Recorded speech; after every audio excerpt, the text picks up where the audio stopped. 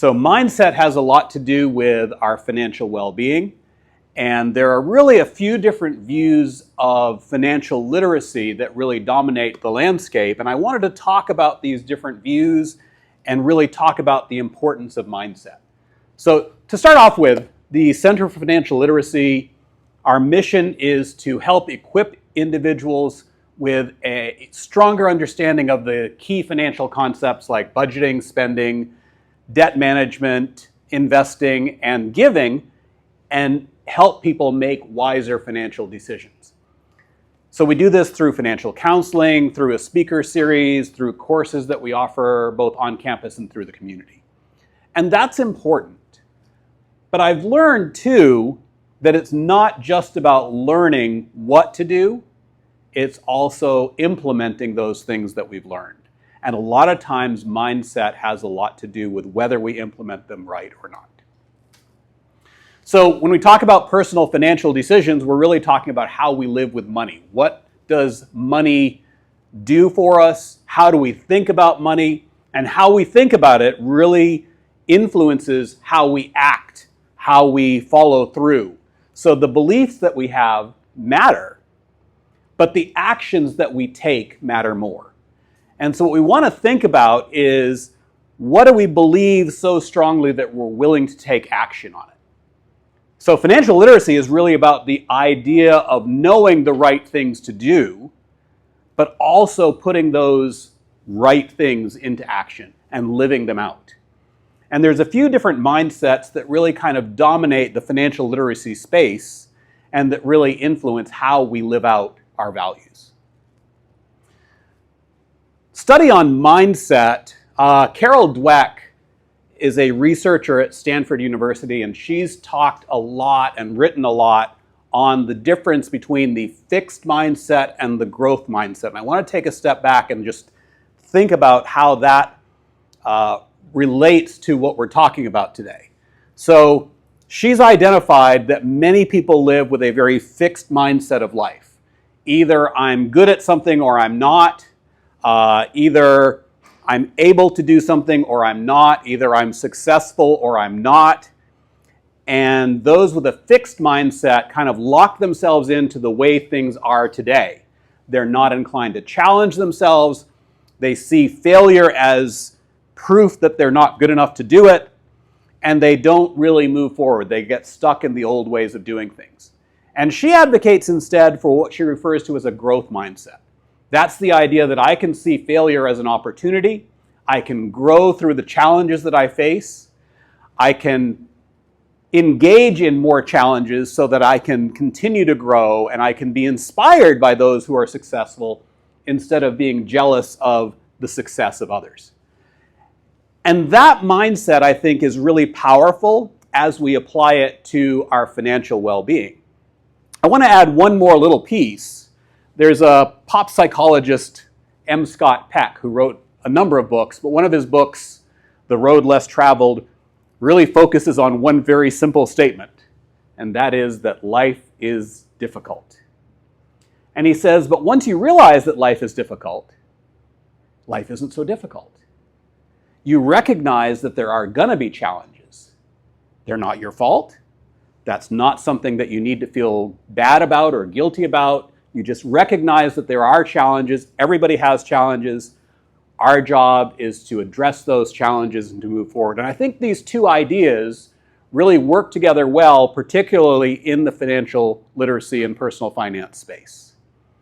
So with that kind of as a backdrop, I want to talk about the three contrasting visions of personal finance that I see out there in the world today. And primarily what I see is the first two, and I kind of want to introduce you to the third. So there's this survival mentality, the success literature, and then I want to talk a little bit about the superabundance mindset.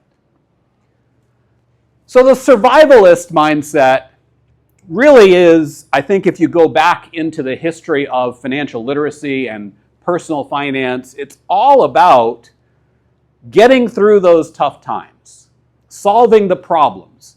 And I spent a couple of years earlier in my life as a credit counselor. I worked with people that had gotten in credit card debt or other kinds of debt over their heads. and we worked out ways for them to solve that problem and move forward in their life. That was a very survival-oriented role. And there is nothing wrong with this. And I don't want to take anything away from people that are looking at things from a survival mindset, from a success mindset, because those are positive things. We want to survive. I think we all do. And so the survival mindset is all about building up sufficient income, putting aside some savings, maybe as an emergency fund to solve those problems, getting out of debt, getting a stable job, maybe having a stable economy, achieving a stable life, and having enough to get by. None of those are bad things. Those are all commendable goals. And really, this has been, I think, a lot of what financial literacy has been about over the years. We're helping people get out of crisis. And this crisis mentality has dominated the literacy movement for really 3 reasons. One, people come to recognize the need to get financially literate when they're in trouble. When there's a crisis, they know they've got to solve it. They know things are too bad, and we got to come out of that. And it's also really rewarding. I can tell you, working with people and helping them get out of debt was a very rewarding thing, and you can see, maybe it's not always quick, but you can recognize satisfaction when the goal has been achieved. It's fulfilling, and it's not really controversial. There's not a lot of people out there that say, no, you shouldn't get out of debt. You should just, be in financial trouble. You should be swimming underwater and suffering all your life. So nobody really argues against this idea of financial survival. It's good, it's beneficial, it's uncontroversial. It's all very positive. Work hard, earn sufficient income to sustain your life, live frugally, don't spend more than you make. Those are all good things. Nothing unhealthy about this, nothing wrong about it, but it just doesn't tell the whole story. There's really more to it. Getting out of trouble doesn't get you where you need to be, and getting out of trouble doesn't solve maybe the future crises that might come up. Secondly, it's really, if survival is your only target, I find it really hard to stay motivated by, yeah, I'm going to survive. Okay, but there's got to be more than that, right? And so it's ultimately very unfulfilling. We aspire to more than just survival. And so for the longest time, I really adopted this kind of success mindset. If only we could turn the financial literacy movement from just survival to helping people achieve a successful life. And I think, again, this is a good and noble ambition. We want people to have, a good income, have 6 months' expenses put aside in case there's instability, learn to invest, learn to save for college, learn to plan for retirement, get on a strong career path. Hopefully you're in a strong economy, you have a successful life, and ultimately this is all about getting to where you have a comfortable lifestyle.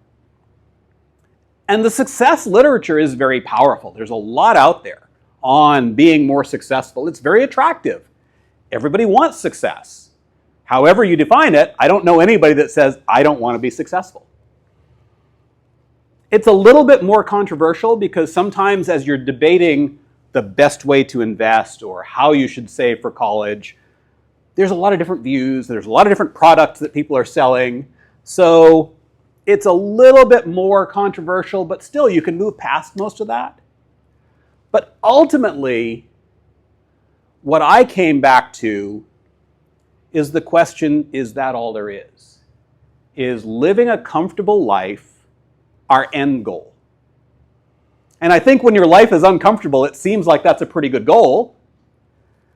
But when you get to the point where you've achieved some level of comfort, you realize that's not really all I'm called to. There's more to life than just being comfortable. In fact, comfort isn't a really meaningful goal in the end anyway.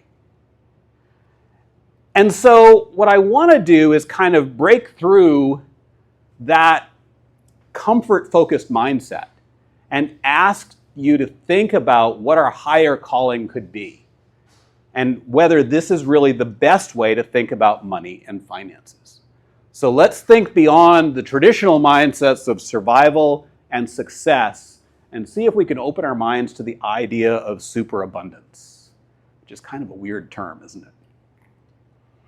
So I was first introduced to the word. I read a book recently by a couple of economists, Marianne Tupy and Gail Pooley, and they wrote a book called Superabundance. It's really not about personal finance at all.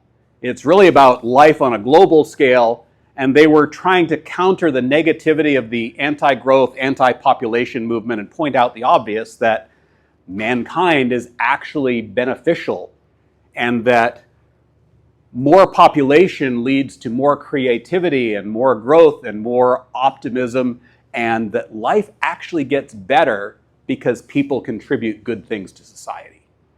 It seems like kind of an obvious idea, but there's kind of a dominant anti-growth mentality in parts of the world.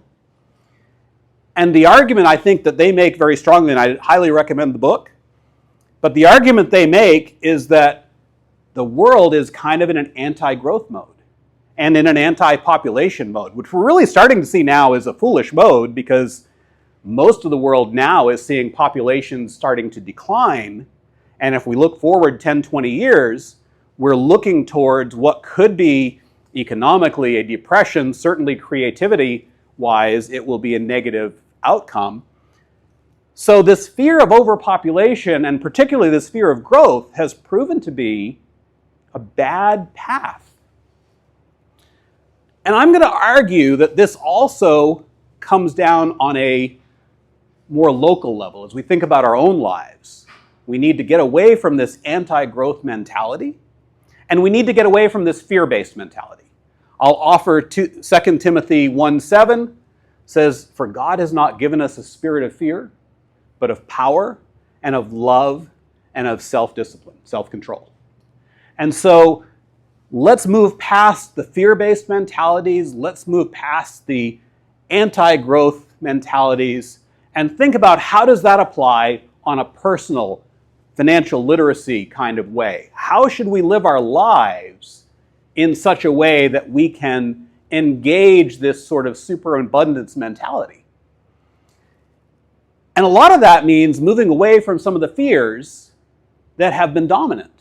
So moving away from the fear that others are going to judge us. Are they going to think that I'm greedy, or are they going to think that I'm useless because I don't have a lot of money? Well, most people aren't really thinking about your financial status. And if they are, they're probably not the people you need to be paying attention to. Are we afraid of living out our calling? When you start pursuing a goal, if it's truly your calling, somebody else isn't going to understand it. In fact, most people aren't going to understand it. What if it doesn't work out? Well, people are always going to ask you that. Do I do what somebody else thinks I should do, or do I do what God's calling me to do? And I think it's important to really learn what your calling is, which is a hard thing in itself, but then you pursue that. And then you go full force into that. You need to be able to say no to some of the other things that come up that look tempting, but they aren't really where you're supposed to be. This fear thing also really ruins our ability to build relationships. It tells us we don't have time for mentoring and discipleship. I don't dare invite others to join my vision. If it's truly your calling, you should be sharing that vision and inviting others to join. We should be enlarging the circle in that way. There's this story that I can't afford to grow a family. And it also makes us afraid of giving and sharing because we have this mentality that, well, I just don't have enough.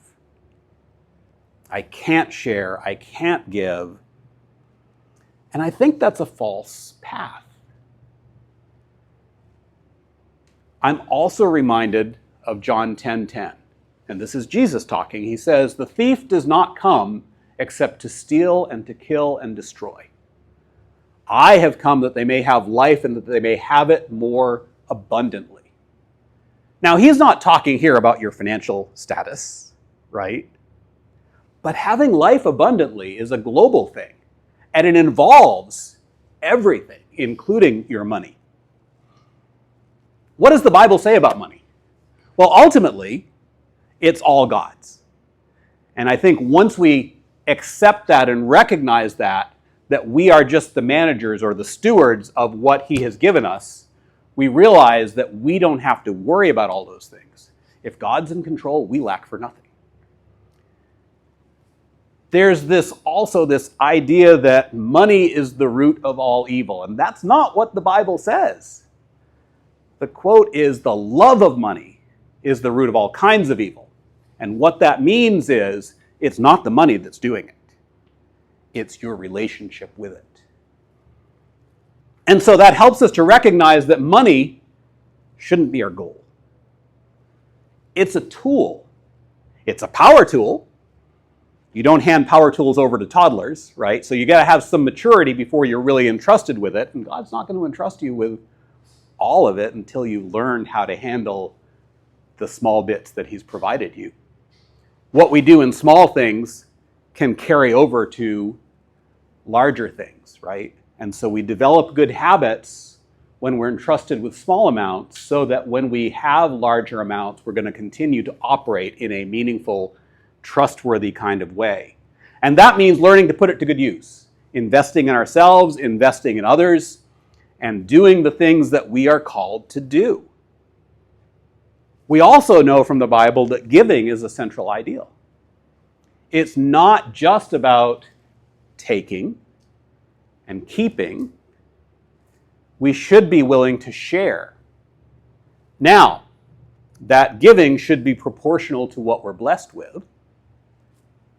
And there's a lot of conversation about how we assess what proportional means. I'm not going to get into all of that. But I also want to say one other thing. Giving is not just about money. Sharing is not just about money. And in fact, there's a lot of nonprofits out there that are maybe running afoul of the love of money is the root of all kinds of evil. They've become so entranced with the idea of getting every last dollar that they've kind of lost focus as well. So when I talk about sharing and giving, I don't want you to just think about sharing and giving money. In fact, probably where most of you are in life right now, you're not rolling in money.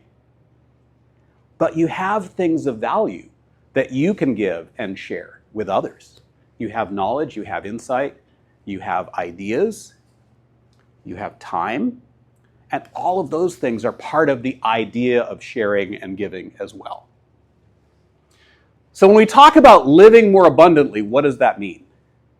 Well, the one thing that's clear is abundance is the opposite of scarcity. So when we're talking about living more abundantly, we're not going to be living with a scarcity mindset. Does it mean wealth? Well, yes, sort of, but probably not in the way that the world interprets wealth. It's about generosity. It's about growth and increase. It's about expanding the circle, living your calling, and doing all of that within the bounds of wisdom and discernment. Scarcity is an idea that's based on a fixed mindset. What I have now is all I'm going to have, and that's all there is. Well, if you live into that, you're at risk of becoming envious and covetous, and you develop these really kind of disruptive attitudes. You're always about, well, I don't have enough and they have more, and the victim mentality kind of comes to dominate. What we need to move away from is this idea that money is a fixed status. The money that I have right now is all there is. Money is a flow. Money is a movement, right? It's something that's of use to us for purposes. It's not something that I've got to grab and keep. And this scarcity mindset leads to all kinds of other problematic mindsets. We lack putting attention to our relationships because we've got a mistaken focus on, I've got to get more money, I don't have enough. There's this scarcity of time mentality where I'm always feeling under pressure or behind. Do you guys ever feel that? I still struggle with that one, I'll be honest. But that really leads to a reduced productivity. This overwhelm, this idea of running on empty kind of overwhelms us, and it makes us not as productive, not as useful. And this scarcity mindset helps to provide other bad attitudes to come in. It allows failure to drag us down.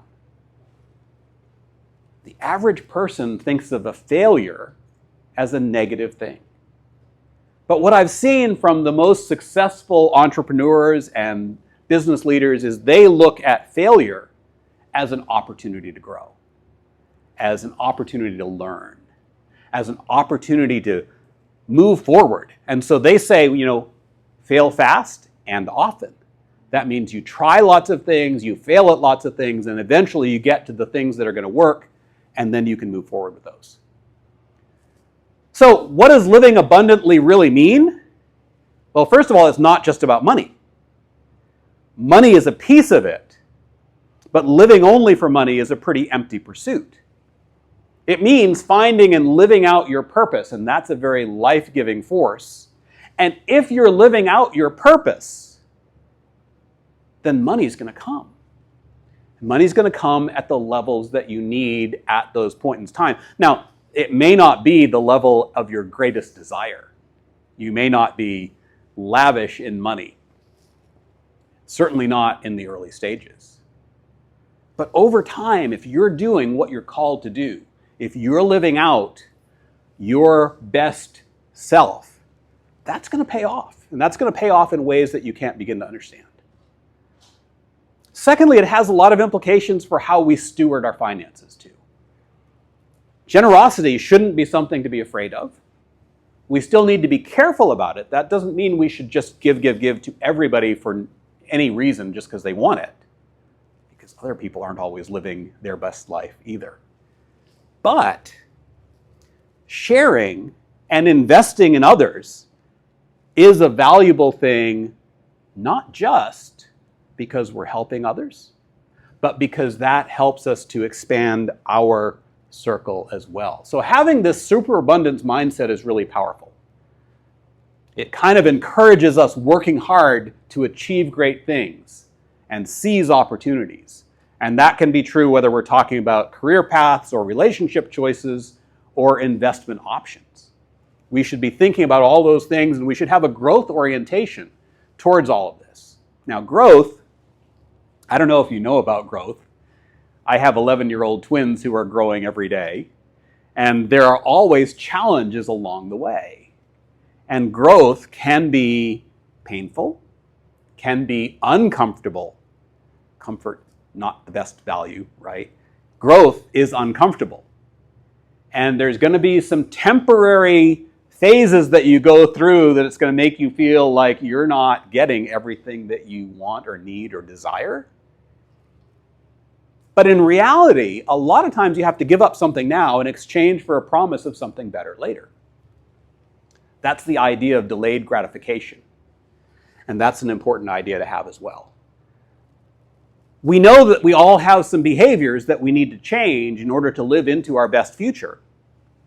And changing behavior is also uncomfortable. It's hard. And it requires us going back and untangling those false beliefs that got us into those bad behaviors to begin with, and getting out of that victim mentality where it's somebody else's fault that I'm here. It's somebody else's fault that I didn't get this, or I didn't achieve that, or something didn't come out the way I thought it should. But having this superabundance mindset also means over time you are going to be able to expand your influence. Now let me just introduce, Stephen Covey popularized this in his 7 Habits of Highly Effective People. I don't know how many of you have read that book. Highly recommend it. It's a great book. But he talks about, among other things, the idea of a circle of control, circle of influence, and circle of concern. The circle of control is those things that you have complete control over. You can control whether you brush your teeth every morning. You can control, what kind of boundaries you set or how you respond to somebody else's bad behavior in your presence. You may be able to influence your work relationships, your family relationships, things that happen around you, behaviors of others. You can encourage good behavior. You can tell your coworkers that you like the things that they do well and that they can improve on the things that they don't do well. You can influence those things, but you can't control them. But then a key thing is understanding this circle of concern. The circle of concern are those things that are really beyond your control and beyond your influence. These are things that you can't change, at least not today. You are not going to be able to, tomorrow, end the war in Ukraine. You probably care about it. I care about it. But devoting your primary attention to global conflict is not going to change those outcomes. Doesn't mean you shouldn't care, but it does mean you need to focus your attention on the things that you actually can impact. And so Covey's idea is the more time you spend not trying to change the weather, not trying to change, I can worry about my friend's health, but that's not going to change their well-being. I can change their attitudes, I can go and visit them, I can influence their mindset, but I'm not going to change their health status, at least not until I become a doctor. And so Covey says, focus your attention on those things that are within your circle of influence, and you will be much more effective. Well, what does that tell us about personal finance? First and foremost, recognize that your income is mostly in the circle of influence. You can influence it, you can improve on it, but you don't have full control over it.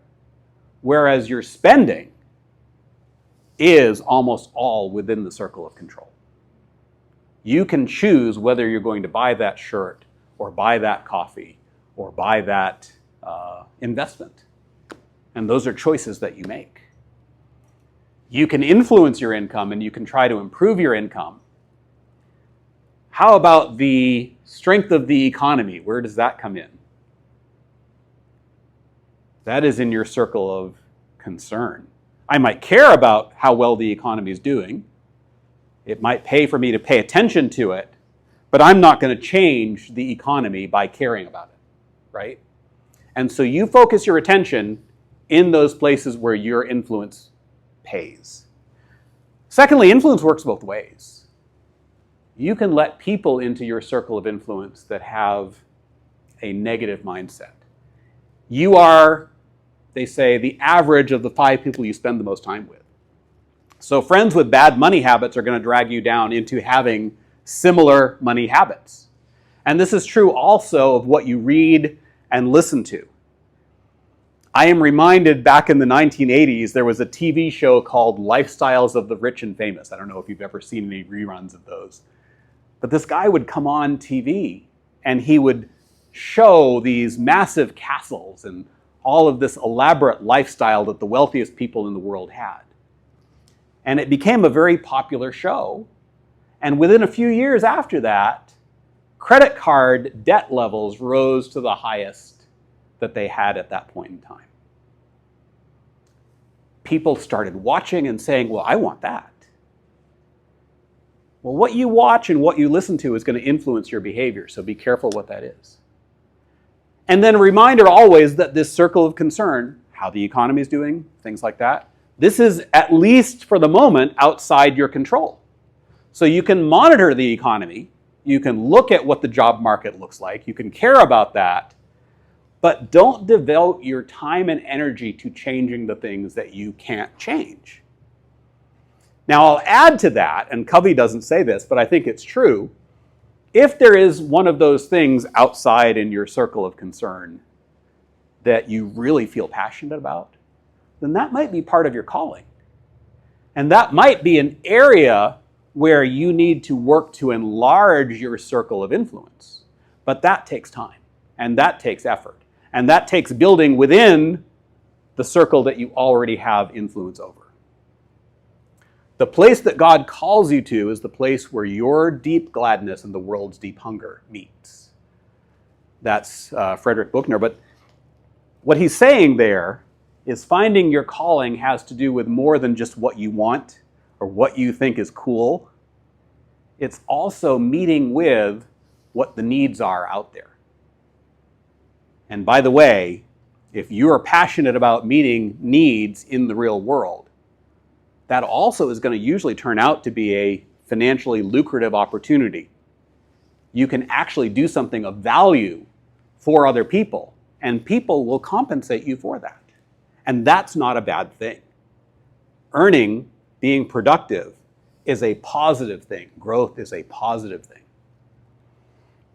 So living your calling means expanding your circle of influence. And creativity that comes from living your calling can help to expand your opportunities as well. So having a more expansive view of the world is outstanding. And it means being a part of the community, not being closed off. Taking advantage of opportunities to network, to contribute to other projects, to engage with others, to involve others in your vision, to invite participation from others that furthers this expansion and creativity. And basically, it's all about growing. Growing in learning, growing in character, growing in income, growing in assets, growing in communication, growing in relationships. All of that comes together. And when you're doing that, you are in a position to share those benefits as well. Share those benefits with others of what you have learned and how you have grown and all of that. So how do you cultivate this superabundance mindset? Well, there's really just a couple of things you have to do. Number one, you recognize where you are in life and accept that. Don't accept that as where you are going to be forever, but accept where you are today and then recognize the opportunity to grow and build from there. So this is having a long-term mentality. I see a lot of people that say, well, you know, I'm 25 and I'm not a multimillionaire yet, so, I'm a failure. Well, nobody is at 25. Okay, there are 5 people that became multimillionaires by the time they were 25, right? That doesn't mean you were supposed to do it. And I think social media has been terrible about this. You see the 5 or 6 people that were able to do something by some age. You have no idea how much work they put into it, that they've been working 18-hour days, 7 days a week for 4 years. But you see somebody else is successful and I'm not, so I guess I'm a failure. So we've got to move on from that and recognize that growth is a process. We are where we are. We need to recognize where we're going and then take that step-by-step path to get there. Part of that also is having gratitude, being thankful for what you are blessed with. Even if it's not everything that you think you need or should have, you have, I can tell you just by the fact that you're sitting here, you have been blessed with some pretty awesome things. Now, there's other things that you haven't been blessed with. There's things that I haven't been blessed with. But that's okay. Because you accept the blessings that you have and you grow from there and you move forward. Now, all through this, we have to apply wisdom, discernment. We have to use our reason over our emotions. It's not just how we feel. We've got to seek wise counsel. Because a lot of the poor financial decisions we make derive from insecurity, derive from a lack of vision for the future, and it leads to kind of desperate or despondent behavior, which means we either go deep into a pit and just do nothing, or we start taking wild risks and do this get-rich-quick mentality that always ends up failing in one way or another. And so along the way, while we're cultivating this mindset, we need to start with giving and sharing and saving, even though we don't have a lot to give or share or save at this point. But you start doing it symbolically so you can develop the good habits so that when things come out better, you'll have the good habits that you can build from. And where does this all take us? Richer, stronger relationships, regardless of what our financial riches are at any one point in time. I will remind you guys, though, people like to be around people whose personality reflects superabundance. They like to be around people with a positive attitude. And I will also remind you that even though it may not be entirely true that two can live as cheaply as one, there's a lot of studies that show that people who are in a committed long-term relationship do have a higher success rate in business, in life. And so I think there's value in finding other people that can join with you in your vision, whether this is in a family way or in a business way. There's a lot of value in that. Gratitude and sufficiency, the ability to share comes with that.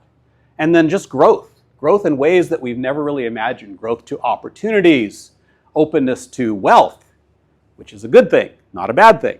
Do not feel guilty about growing your wealth, growing your education, growing all of these positive things.